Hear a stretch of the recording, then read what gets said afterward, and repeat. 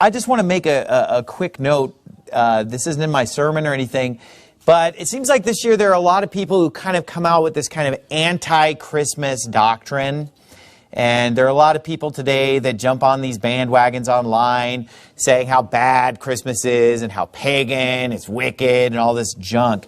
And let me just give you some rationale quickly for why we do celebrate Christmas. Here's the thing, okay? Having times of holiday and repose and relaxation, that's a biblical concept, okay? But we do not want to celebrate the Old Testament Jewish holidays because those things are done away in Christ. And the Bible's very clear that we're in the New Testament and we're not to observe those days and months and times and years of the Old Covenant. The Bible's crystal clear on that. And I'll tell you what's behind this anti-Christmas movement is Jews trying to Judaize us and trying to get us off of Christmas. And then here's what they want to do. They want to replace it with Hanukkah. Okay? They want to get you to not do Easter because they want you doing the Passover. Okay, well, Christ is our Passover. They don't have a Passover. And so the bottom line is you kind of would have to fall into three different choices. You could either, A, just celebrate no holidays, just have no holidays, no Christmas, no Easter, no Thanksgiving, no 4th of July, just have no holidays, right? That would be one option. Option two would be that you could just do the holidays that our culture participates in without sinning, though.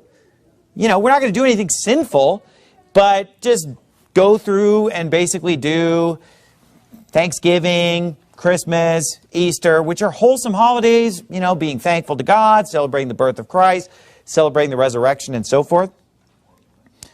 Or the third option would be to say, well, no, we have to do these Jewish holidays instead. So it's pretty much like there's the no holiday crowd, like Jehovah's Witnesses, and then you have the doing the normal American holidays crowd, and then you have the Judaizing crowd. And let me tell you something, the Judaizing crowd is wicked. It's a wicked false doctrine. The Bible warns against it 6 ways to Sunday, okay? And celebrating Hanukkah has to be the stupidest holiday in the history of mankind, and let me tell you why. Because Hanukkah, for those of you who don't know what it is, it's celebrating the rededication of the temple, which God later destroyed, which is destroyed right now, which is a pile of rubble right now. So why would you celebrate the rededication of something that later got destroyed again? So God brought judgment the first time, and then it got rededicated. Yay! Destroyed again, and it's permanently destroyed. It's been destroyed for the last 2,000 years. And why was it destroyed? Because they rejected Jesus Christ. So I don't want to join with a bunch of Christ-rejecting Jews to celebrate the rededication of a temple that God destroyed to punish them. Makes no sense at all.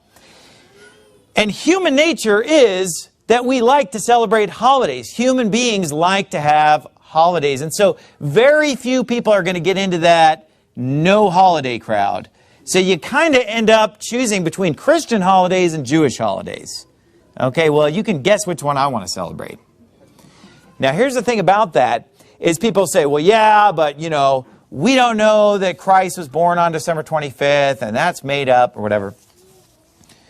Well, you know, there's a 1 in 365 chance that he was born on that day. But it doesn't really matter. It's just a day that's just been chosen to commemorate that.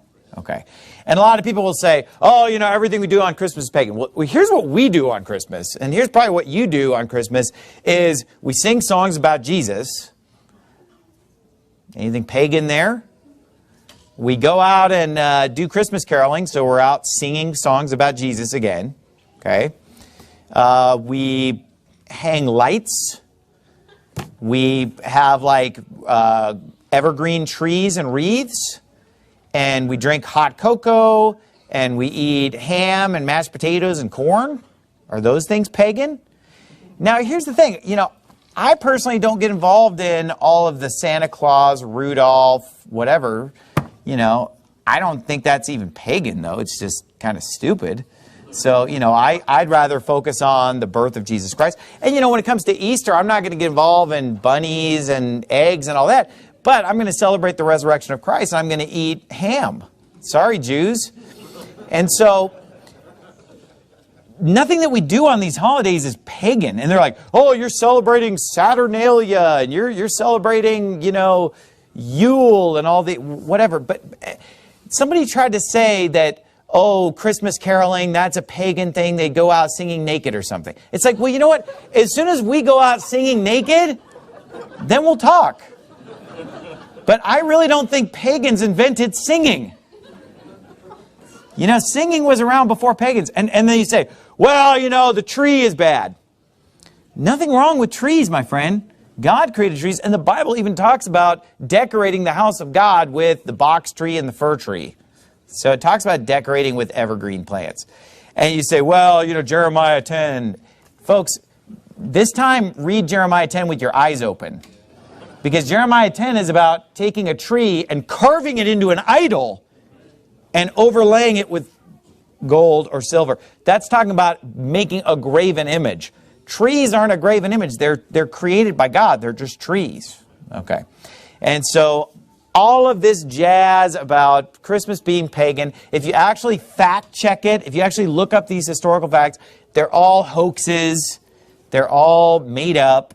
They don't actually pan out. The stuff that we do at Christmas today has nothing to do with paganism. Okay. And if you want to know what's behind it, it's about getting you off of Christian holidays and onto Jewish holidays, because people are going to celebrate holidays.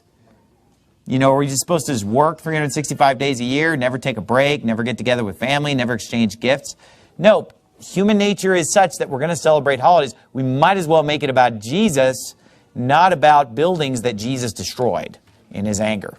All right. So anyway, just wanted to give you that brief announcement just to kind of put your mind at ease at some of the stuff that you see online where people are just saying everything's pagan. But unto the pure, all things are pure.